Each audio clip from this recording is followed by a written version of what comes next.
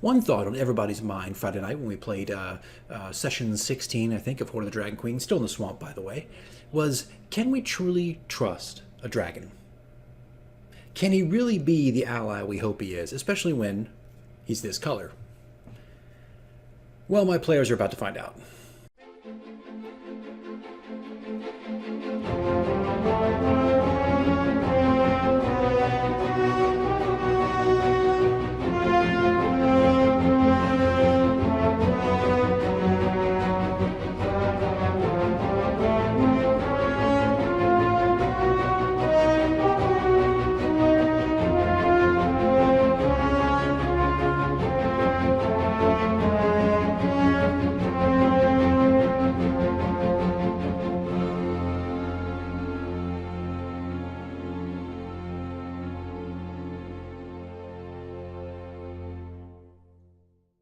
Hey everybody, this is DM Mike, and this is the next campaign diary, number 15. I think I've got it right, number 15. And we just played this past Friday. We're still in Chapter 6, in case you're wondering where we're at right now. Still in Chapter 6, and we're so close. We are so close to the castle. They're kind of stuck right now in one encounter that may or may not be a battle encounter. It really could go either way. But again, we have crescendoed right at the beginning of something. I'm not sure yet. Most likely will end up as a battle. But anyway, we have crescendoed on that. But if you remember from the last campaign diary, they finished defeating the undead. It was a 3-hour combat, and they were searching for the rings of Miracle or Miracle or whatever they're supposed to be. They found those rings, and those rings were really there to serve two purposes. Not in the overall lore Forgotten Realms, but just in my campaign. They served two purposes. First of all, they wanted to get the rings of Miracle. They were sent by one of the lizard folk shaman to go find it to kind of secure a deal, to broker a deal or whatever, seal a pact, let's say, with a black dragon, a powerful ally they could use and call upon once in case they need it. And two, the Rings of Miracle were there to kind of help unite the clans, get them behind something. So they went out and searching for these things. I wasn't sure how it was going to go. You can watch the last campaign diary to see how it went. But there was a discussion on the ground before we ever went back to the Lizard Folk camp to talk to Snapjaw and even show the shamans that we had found something, or they had found something. There was a lot of discussion about whether or not they really could trust a dragon. Could they? Great, they have these rings. Why can't we just keep them for ourselves? Should we show them to them? Should we go back and just say, hey, we never found them to begin with? And that way they get to keep the ring and possibly, they don't have to worry about this pact with the Black Dragon. There was a lot of discussion, and the group was kind of split on what they wanted to do. They did consult Frulam for a few moments, and there was one conversation in there that kind of escaped my mind. And she gave her 2 cents, let's just say, her 2 cents. And she did not want to renege on the deal at all. She didn't want to tempt fate, let's say, going back to this camp and then turning not only the cultists against them, but the entire lizard folk as well. So she was a little against that idea. They were kind of split on either showing it or just keeping it and telling them they never found it. And they eventually, everybody, one half relented. They decided to go, hey, look, we're not going to renege on the deal. Let's go. We'll show them and we'll just see what happens. But the main discussion was not just what to do with this ring, but really about the dragon itself. Like, would it keep its deal? Would it, if we call upon it, will it kill us too? Or will it really work for us in that moment? Dragons, I feel like you can make that pact. You can get them to work with you if you give them what they want. But I guess the question is how long? How long will they stay with you? How long will they keep that pact? So anyway, they went back to Lizard Folk, and there they were presented with a horn. I'll put an image up. They were presented with this hollowed out dragon tooth. They don't have metal, right? Lizard Folk don't really work with metal, so it's mostly leather straps and whatnot. So it was pretty sizable, pretty big horn. And they said, look, you use this. You blow it once, and the ally, the black dragon, will come for you, and he'll know who it is, but he will help you. Now, what form that help is going to be, nobody knows, right? And I think really even right now, my characters are a little reluctant to use it. But anyway, so they spent overnight at the camp. They made overnight, a lot of lizard folk from other clans came in to get a visual. They had to get a visual on the Ring of Miracle. They weren't going to just go up against the cult They needed to have proof that something has happened, a sign, if you will, which I feel like the lizard folk, even the bullywugs, really need. They need some kind of visual sign before they're going to act, before they're going to do anything. And even though Snapjaw was causing a rebellion, trying to get them to rise up, he couldn't. But when they found the rings, it changed everything. So overnight, all these clan members are coming in from all the different lizard folk clans and getting a visual, and then they realize, we can do this. We're going to turn this around. It's something fate has turned in our favor.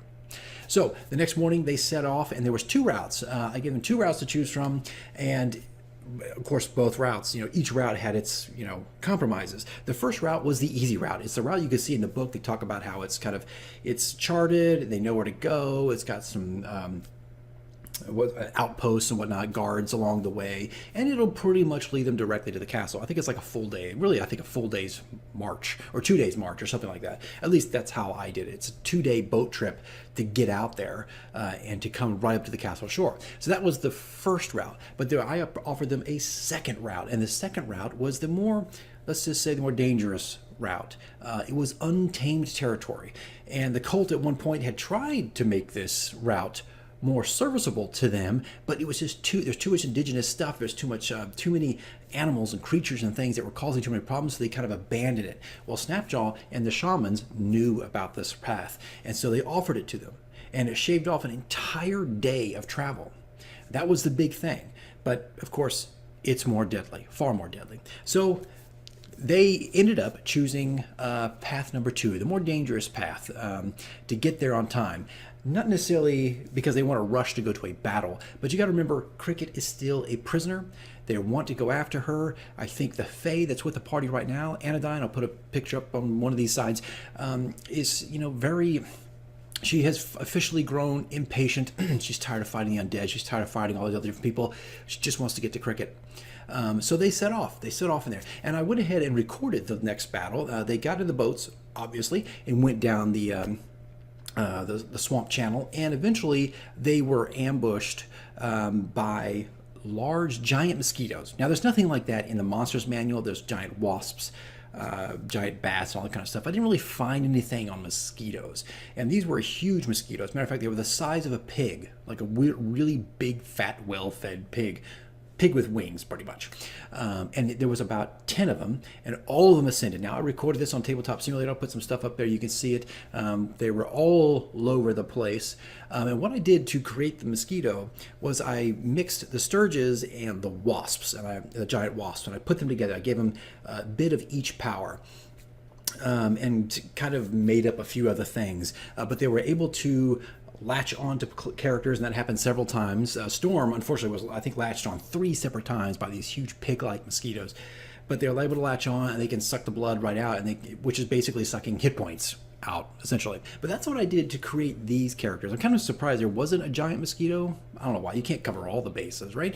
But I kind of had to mix the two, and it worked really well, I think. They were able to hit long range, like the wasps were, but also able to get in close and draw blood, I think, which is what the sturges do. I could be wrong about that, but I think they also suck blood almost like bats in a way. But they fought those, and that was it. This is probably really a short campaign diary. I mean, we had another hour battle there with the mosquitoes in the swamp. It did create a little bit of problems because there's really 2 ranged characters. That's really about it. So it did create a little bit of dilemma. There was a lot of action back and forth. Mosquitoes did take a chunk out of them, but they weren't that big of a threat, more of a nuisance in the long run. A couple times, some of the mosquitoes landed on the boat, which weighed down the boat on the back end, because these things, like I said, they're like 45 pounds or something. They're not tiny little mosquitoes. They're trouble. But that's where we ended. I mean, we had this battle, and they fought off the mosquitoes, and then a second section happened. And that was it. That's all. That was it. That was the entire night. And that was like 2.5 hours, 3 hours of play. There was another encounter. I'll put a map up here, a picture. There was a whole nother encounter that I had planned.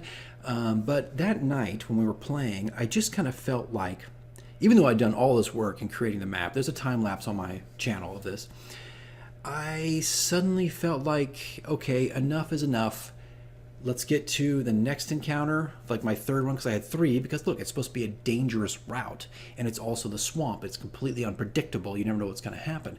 So, but I was having a feeling. I'm not saying people, I don't think, were bored, but it was just this feeling of, okay, it's time to move on. It's time to get to the castle. Let's get to the castle. Let's cut out this thing, and we'll just move to the next one. And also, I felt like pacing needed to change, right? We're always kind of doing that. We're changing the pace of things, picking it up or slowing it down a little bit. And I felt like we had crescendoed, and now we needed to kind of pull it down and give it a little more mystery. So I moved to the third encounter called the I don't know, I'll call it the Fog right now. And this idea came from watching John Carpenter's The Fog like 3 months ago. I mean, it was a long time ago, but I got the idea from The Fog. And what basically happened, this is where they left off. They were, they killed the mosquitoes. They traveled for about 3 more hours, and then suddenly a black fog moved in. And within the fog was lightning, almost like a storm cloud had descended from the sky and came down. Now, it came from 2 ideas, actually. Let me backpedal that for a second. This is why video games, movies, and TVs are it's so good to steal ideas from, right? All the time I'm stealing ideas from video games that I play or books that I read and whatnot. But there was a game. This is an indie game. You haven't seen it. Check it out. It's called The Solus Project. I'll put an image up. Now, this got kind of mixed reviews. Some people liked it, some people didn't. It's kind of a walking simulator. It's filled with a mystery, and you're kind of going through.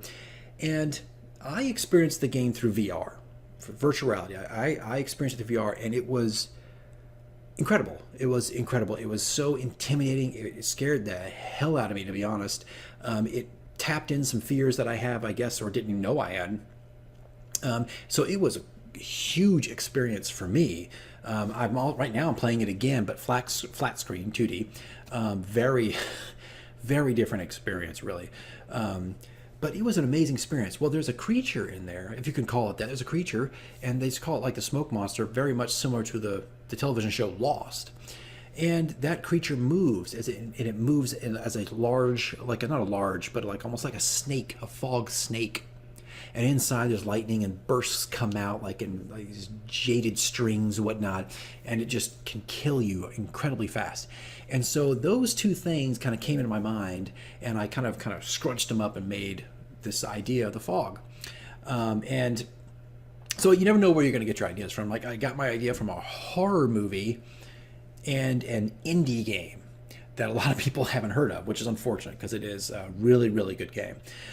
So anyway, that's where that idea came from. That's where we ended. And it was interesting because we fought the mosquitoes and things were okay. But then when I introduced the fog, there was this moment of, I don't know what to do. It kind of stumped people. I think they thought maybe it was poisonous gas or whatever coming to them. But they didn't know what to do. And that's what I needed. I think it's what the players needed. It's what I needed, was this moment of mystery. Moment of, okay, it's not just this threat coming at us, mosquitoes coming out of the sky, crocodiles coming out from the swamps, plants and vines coming through and grabbing us from the shoreline. Something different.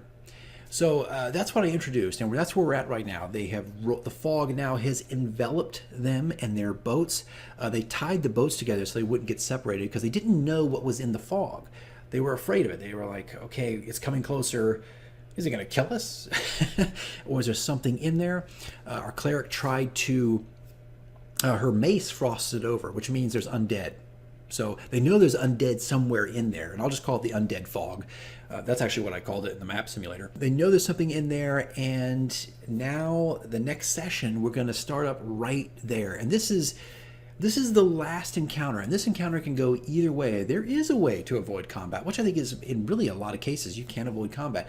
But this is more dread. This is more dread and fear, and that's what I was trying to kind of pull the strings at, just to make it a little more interesting. It wasn't just something swooping out of the sky to come get them. I will put a tabletop simulator map of that. I think I have a time lapse getting ready to come up here for the tabletop simulator map that I made for the mosquitoes.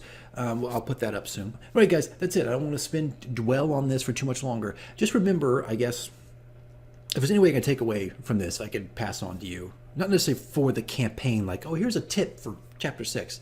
More just your DM style. Pay attention to the pacing of your game. It's very easy to forget that. And sometimes in the moment, you'll have an aha moment. Sometimes when you're playing your session, you kind of feel the room and get a read. And I think that's what was happening to me. It's just a reading that came off. So just pay attention to those kinds of things in your games. Make sure, I think as a DM, you're always editing. I've said this before. And sometimes you're editing live. And don't forget that. Taking things out, adding things in, wiping things completely off the map.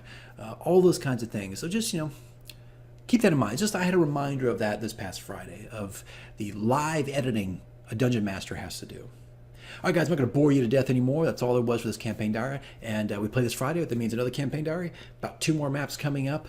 And no more radio dramas. Still no more radio dramas. I think we're tapped out here for Chapter 6. All right, guys, thanks for watching. Thanks for keeping up with it. I appreciate it. And I'll see you in the next video.